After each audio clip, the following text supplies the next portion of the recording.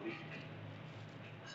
Hindi kayo katulad ng panahon namin na hindi kami iyakin. Natuto kami sa kalsada. Natuto kami na magbubuko o iyak. Yung panahon namin, hindi puso yung salitang depression. Hindi ko nga alam yun eh, kung ano yung depression. Ngayon, batang mali, sasabihin, I'm depressed. Nasabi ko ito sa paukatan tungkol sa mga kaso ng self-harm sa mga kabataan dahil sa cyberbullying. Ilang kabataan natin nakausap din gusto tama sa mga kahayag ni pag-iyak. Ang pagiging vulnerable, for example, sa amin po, siya ang tayo na ibig sabihin ko parang magkakaiba lang tayo coping those siguro naman ang dami isa diagnose kasi lahat nga lang hindi naman nila pinapahalaga as compared ngayon you're really vocal about those things. It's just I think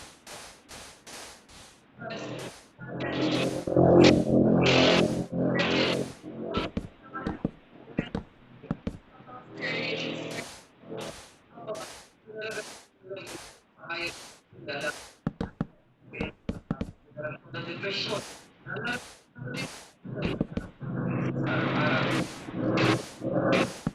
Pamilya.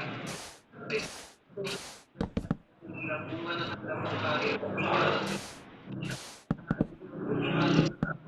Kaya kung makatulong sa issue na ito ng mga kabataan, dapat tugunan na nakasaad sa datos at amin ang nangyayari sa kabataan.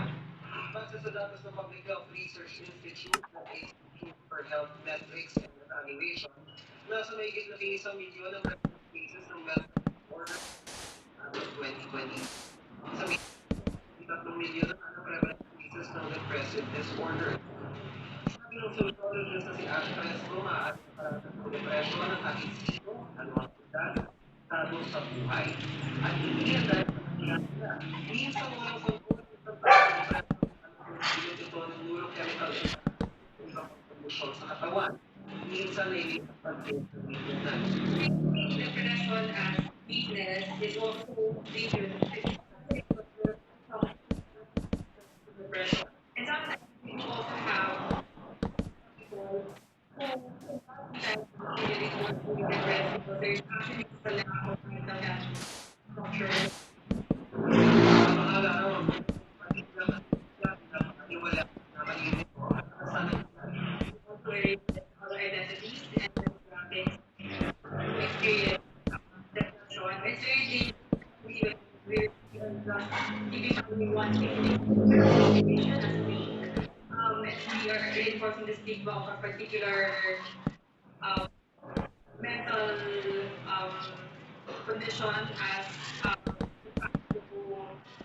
hindi ayon pa kay Fresco, dapat magkaroon ng structure at intervention para sa mga maranas ng mental health. Nagbabalita para sa cases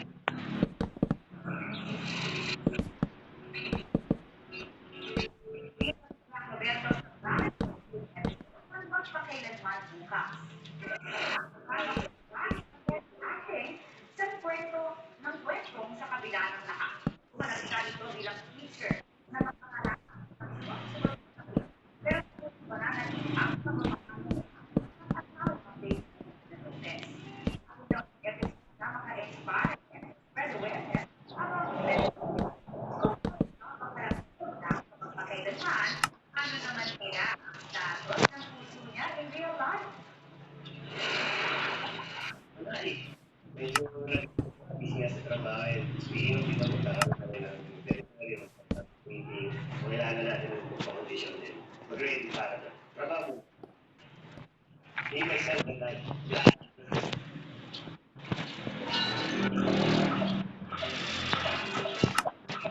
Action speaks louder than words. Pero hindi naman masamang ipalinig ang karaswan. Okay lang kahit short o long message at malaga, galing sa puso. Ito po ang ilang entries ng Netizens for Valentine's Day.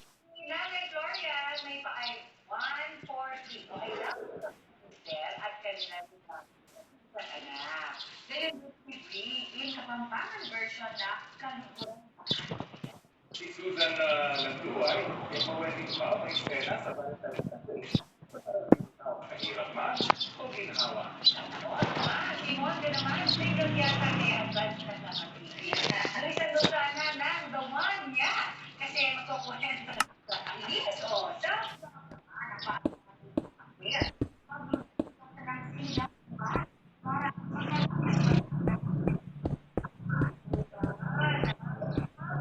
advance Valentine's Day.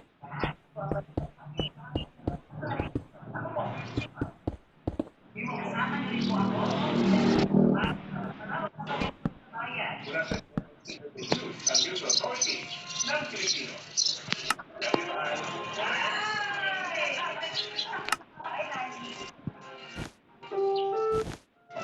Ang susunod na